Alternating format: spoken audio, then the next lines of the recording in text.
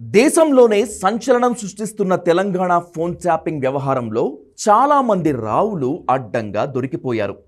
ప్రభుత్వ అధికారాన్ని అడ్డం పెట్టుకుని తెలంగాణలో ఒక వర్గం, ఓ కులం ఎలా చెలరేగిపోయిందో తెలియడానికి ఫోన్ ట్యాపింగ్ వ్యవహారం ఒక ఉదాహరణగా నిలిచింది. కేసీఆర్ 10 ఏళ్ల ప్రభుత్వంలో వెలమలు ప్రభుత్వ కార్యక్రమాలలో, పోలీస్ వ్యవహారాల్లో ఎలా అడ్డంగా దూరిపోయారో, ఎంత దుర్మార్గంగా వ్యవహరించారో తెలియాలంటే ఫోన్ ట్యాపింగ్ వ్యవహారం ఓ మచ్చుతునక.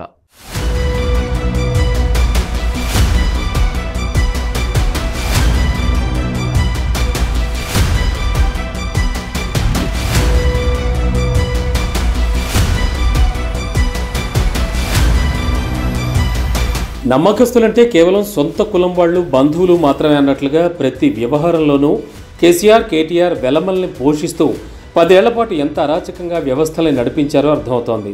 ఫోన్ ట్యాపింగ్ వ్యవహారం మొత్తాన్ని నడిపిన ప్రణీత్ రావు వెలమ కులస్తుడు.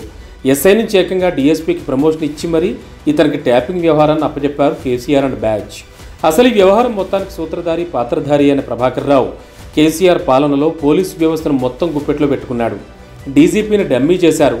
ఇంటెలిజెన్స్ మొత్తం ప్రభాకర్ రావు కిందే ఉంది. ప్రణీత్ రావుకి ఎక్విప్మెంట్ సమకూర్చడం దగ్గర నుంచి పోలీస్ శాఖలో మరికొందరు అధికారులను అతనికి అటాచ్ చేయడం, ఎప్పటికప్పుడు సమాచారాన్ని తీసుకోవడం లాంటి వ్యవహారాలన్నీ నడిపింది ప్రభాకర్ రావే. ఫోన్ ట్యాపింగ్ వ్యవహారం బయటపడగానే ఫ్యామిలీతో విహారయాత్రకని బయలుదేరి అట్నుంచి అటే అమెరికా పారిపోయాడు. ట్యాపింగ్ వ్యవహారంలో కీలక పాత్ర పోషించిన వాళ్ళు భుజంగరావు, రాధాకిషన్ రావు, తిరుపతన్న. వీళ్లలో భుజంగరావు, రాధాకిషన్ రావు ఇద్దరూ రావులే. పోలీస్ డిపార్ట్మెంట్లోనే అత్యంత అవినీతిమయమైన అధికారులుగా భుజంగరావు, రాధాకిషన్ రావు పాపులర్. వీళ్ళందరికన్నా ముఖ్యమైన వ్యక్తి I news channel MD Shravan Rao. మిగిలిన వాళ్ళంతా పోలీస్ శాఖకు చెందిన వాళ్ళైతే ఇతను పూర్తిగా ప్రైవేట్ వ్యక్తి. మాజీ మంత్రి హరీష్ రావుకి అత్యంత సన్నిహితుడు.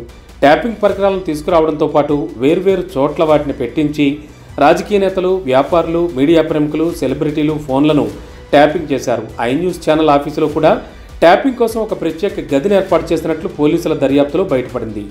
ట్యాపింగ్ వ్యవహారం బయటపడగానే శ్రవణ్ రావు లండన్ పారిపోయాడు. ఈ వ్యవహారం మొత్తం ప్రభాకర్ రావు ఆధ్వర్యంలోనే జరిగింది. కాకపోతే ఇలాంటి దుర్మార్గ పనులన్నీ ప్రభుత్వ హయాంలో ఒకే కులం వాళ్ళు కలిసి చేయడం అత్యంత బాధాకరం.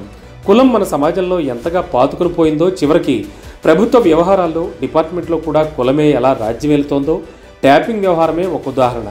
ఫోన్ ట్యాపింగ్ కేసులో 6గురిపై ఎఫ్ఐఆర్ చేస్తే అందులో 5గురు రావులే. ఈ కేసులో ఇప్పుడు 2 బీఆర్ఎస్ కీలక నేతలు సంతోష్ రావు, దయాకర్ రావుకు పోలీస్ శాఖ నోటీసులు ఇచ్చింది. వీళ్ళు కూడా రావులే. ఇంకా హరీష్ రావు, తారక రామారావు కూడా త్వరలో ట్యాపింగ్ కేసులో నోటీసులు ఇచ్చే అవకాశాలున్నాయి. మొత్తం మీద తెలంగాణ ఫోన్ ట్యాపింగ్ వ్యవహారం మొత్తం రావుల చుట్టే తిరుగుతోంది.